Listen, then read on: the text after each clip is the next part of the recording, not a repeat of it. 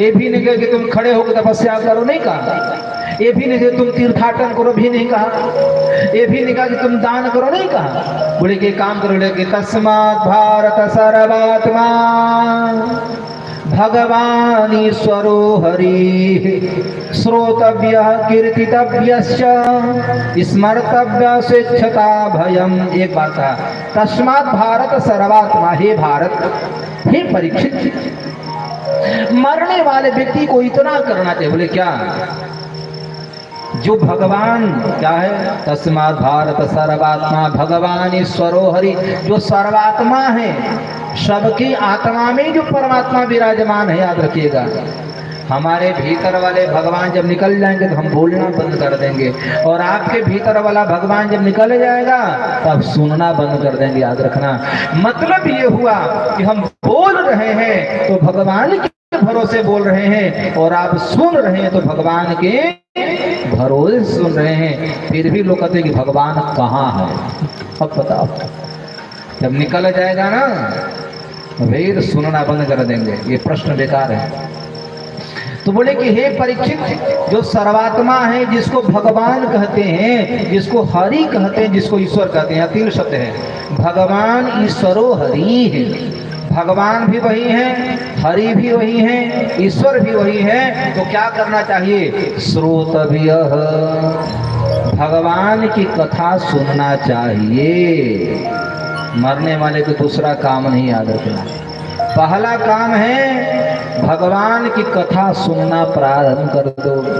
आज परीक्षित महाराज 7वें दिन तक, मजे की बात यह है, 7वें दिन तक कथा सुनते रह गए। सुखदेव जी महाराज बोले, परीक्षित और कुछ सुनने का मन है तो बताओ, मैं जाने वाला हूँ, 7 दिन पूरा हो गया, तक्षक आने वाला है, तुम्हारे मन में कोई प्रश्न है तो मैं समाधान करके जाऊंगा, कुछ सुनना है क्या?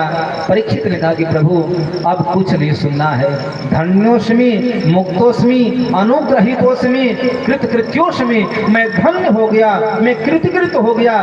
प्रभु आपने भागवत कथा नहीं सुनाई है हमको, आपने सत्संग नहीं कराया, मानो साक्षात भागवत की जो 12 स्कंद है, याद रखिएगा 12 स्कंद है, 12 स्कंद, तो जैसे 12 स्कंद भागवत के आपने सुनाया ना, तो हमको लगता है कि 12 अंगों में साक्षात भगवान श्री कृष्ण हमारे सामने खड़े हो गए हैं, और श्री कृष्ण हमको बुला रहे हैं, और मैं जाने को अब तैयार हूँ प्रभु। अब कुछ सुनने का नहीं रह गया, न कहने का रह गया। सुखदेव जी महाराज बोले कि धन्य है परीक्षित, क्या बताइए। याद रखिएगा, कथा सुन करके, वो कथा कैसे यार कि जो भगवान का दर्शन न करा दे, वो कथा कैसे जो मन मस्ती को बदल न दे। एक बात याद रखना, मेरा किसी खंडन करना धर्म नहीं होता, लेकिन आजकल के लोगों को लगा पड़ा है, आजकल राम कथा हो, भागवत कथा हो, कहाँ से एक बहन को बुलाया जाए, कहाँ से एक लड़की को बुलाया जाए, और लड़की कथा करेगी। BHO सेमिनार में मैं गया था, सृष्टि सृजन की बात निकली थी, तो वहाँ एक सज्जन बोले कि स्वामी जी हम कथा कराना चाहते हैं। जब सेमिनार समाप्त हुआ, बोले ठीक है, लेकिन समय अभी तो नहीं, बाद में देखा जाएगा। उसने बोला कि नहीं स्वामी जी कथा करानी है, लेकिन कोई महिला से कथा कराना है। तो हम बोले कि देखो कई वाचिका है, देख लो। बोले कि नहीं स्वामी जी कथा करानी है, लेकिन किसी लड़की से कथा करानी है जिसका उम्र 16 से 20 के बीच में हो। तो क्या मतलब? बोले कि जब वो कथा करेगी तो भीड़ ज्यादा होगी। बोले कि भीड़ बटोरना है तो किसी कथा वाचिका की आवश्यकता नहीं, किसी नाचने वाली को बुला लो, ऑर्केस्ट्रा वाले को बुला लो, तो उससे 1000 गुना ज्यादा भीड़ हो जाएगी। याद रखना, आजकल के लोगों का मानसिकता बदल गई है।